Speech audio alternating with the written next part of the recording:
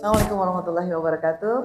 Alhamdulillah hari ini kita berada di bulan suci Ramadan yang memang sangat-sangat diimpi-impikan dan dinanti-nantikan.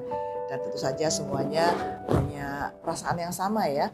Karena memang apapun kebaikan yang kita buat selama bulan suci Ramadan ini akan diganjar oleh Allah Subhanahu wa taala berkali-kali lipat, bahkan lebih baik dari 1000 bulan. Nah, bagaimana dengan keadaan harga? Loh, kok ngomongin harga? Ya, karena ada kaitannya. Karena adanya animo orang untuk berbuat baik, maka hal-hal yang bersifat dengan konsumtif akan bereaksi. Buktinya apa? Setiap bulan Ramadan selalu identik dengan inflasi harga barang, terutama barang sembako. Nah, hal ini sangat memprihatinkan tentunya. Kenapa? Siapa sih yang nggak tahu bulan puasa itu atau bulan Ramadan itu pasti ada setiap tahunnya? Ayo, siapa? Pasti semua tahu. Semua pasti tahu karena bulan Ramadan itu sudah ada di kalender sejak 1400 tahun yang lalu. Tidak pernah berubah.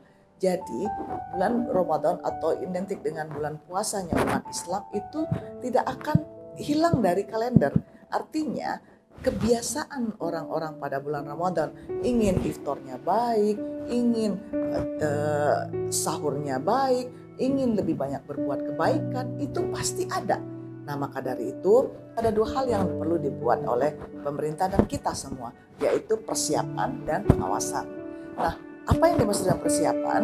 Bagi kita sebagai individu mempersiapkan bahwa bulan Ramadan ini akan banyak pengeluaran karena apa? Pertama, ingin makanan yang lebih baik karena memastikan gizi kita sepanjang hari terjaga. Kedua, kita ingin lebih banyak lagi berbuat kebaikan untuk memberikan makanan bagi orang yang berpuasa dan juga memberikan membayar zakat infak sedekah dan juga pulang mudik. Nah, untuk itu persiapan harus dilakukan dari awal-awal. Misalnya makanan, minuman yang akan digunakan atau bahan-bahan sembako yang akan digunakan di bulan Ramadan sudah dibeli mencicil sebelum bulan Ramadan.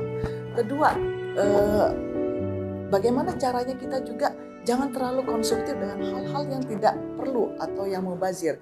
Jangan sampai misalnya makanan yang disediakan akhirnya kadaluarsa karena terlalu banyak membelinya. Dan kemudian kita juga makan tidak terlalu banyak sebenarnya ketika masih dalam keadaan lapar. Memang keinginan kita untuk belanja lebih banyak itu ada, namun sebenarnya yang kita makan tidak banyak. Yang ketiga, ketika kita ingin membayarkan zakat contohnya, saya kurang setuju kalau umat Islam itu bayar zakatnya bulan Ramadan. Kenapa? Kalau dia nisabnya jatuhnya sebelum Ramadan, ayo, apakah harus menunggu Ramadan untuk ditunaikan zakatnya? Tidak, tentunya. Tapi kalau untuk sedekah, infak, tentunya kita dianjurkan untuk juga setiap bulan, bukan hanya bulan Ramadan.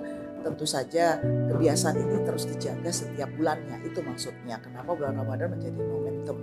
Dan juga pengawasan harga dari pemerintah juga, selain persiapan dari pemerintah dengan stok-stok barang bulan Ramadan, pengawasan harga juga harus ditentukan. Misalnya bulog, bagaimana barang-barang sembako yang ada jangan sampai mencapai inflasi lebih dari 3%.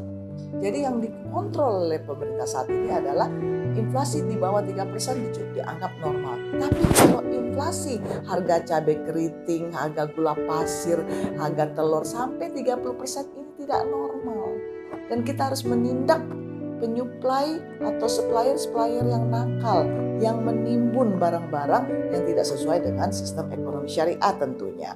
Nah, inilah harusnya pemerintah tegas tegas menindak semua oknum-oknum yang ada di pasar yang menggunakan bulan Ramadan sebagai bulan panennya mereka. Ya, jangan sampai kita sudah disulut dengan masalah minyak goreng yang begitu dahsyat dan juga disulut dengan harga sembako yang lainnya, menyebabkan kaum duafa makin merana di bulan Ramadan. Padahal Rasulullah SAW selalu memastikan umat Islam bisa bersenang-senang di bulan Ramadan. Makanya zakat fitrah itu dipastikan kumpulannya dari mulai bulan Ramadan dimulai sampai khatib naik di mimbar untuk memimpin atau memberikan khutbah sholat Idul Fitri, memastikan bahwa tidak ada orang yang lapar pada bulan Syawal nanti. Nah, maka dari itu lagi-lagi mari kita sama-sama memastikan bergandeng tangan dengan pemerintah untuk sama-sama membuat persiapan yang baik dan pengawasan yang baik. Insya Allah bulan Ramadan ini bulan yang insya Allah penuh berkah, insya Allah memberikan keberkahan bagi kita semua. Ramadan Mubarak. Assalamualaikum warahmatullahi wabarakatuh.